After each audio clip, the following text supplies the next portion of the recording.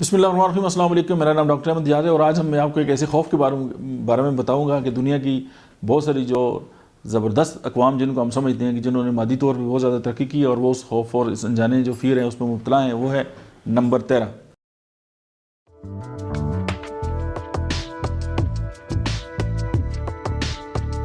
हमने ये सुना है कि जी कुछ कंट्रीज ऐसे हैं कि जिनके अंदर जो है वो 13 नंबर की जो है वो बिल्डिंग नहीं होती, किसी भी उनके बड़े बड़े जो मतलब है कि प्लाजाज होते हैं।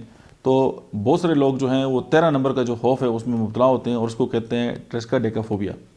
और ये जो मतलब है कि फोबिया है उसके साथ डेफिनेटली कोई ना कोई जो है वो याद जुड़ी होती है, या कोई वक्त जो है उसके साथ जुड़ा होता है। और जो ही ये 13 नंबर किसी के सामने भी आता है तो उसकी ज़िंदगी जो है उसके अंदर जो है वो बहुत सारे मसाइल जो है वो पैदा होना स्टार्ट हो जाते हैं। और ये नंबर जो है वो मोस्टली जो है वो इंसान जो है उसकी लाइफ जो है उसको मुतासर करता है, और ये एक बड़ी तादाद में लोग जो है उससे मुतासर हैं। अब 13 नंबर का जो खौफ है उससे बचने के लिए एक तो ये है कि आप देखिए, फोबिया का एक ट्रीटमेंट यही है कि जिस चीज़ से आप डरते हैं आप बार बार उस चीज़ का सामना करेंगे, आपका खौफ ख़त्म हो जाएगा। और खौफ उस वक्त आता है जब हम चीज़ों को जो है वो उनके असली माने के साथ नहीं देखते और उनको अपने एक माना जो है वो दे देते हैं। और फिर जब वो चीज़ें हमारे सामने आती हैं तो फिर हमारे ऊपर घबराहट और दिल की धड़कन का तेज़ हो जाना और मतलब पसीने आ जाना और मौत का खौफ और इस तरह की जो चीज़ें वो तारी हो जाती हैं।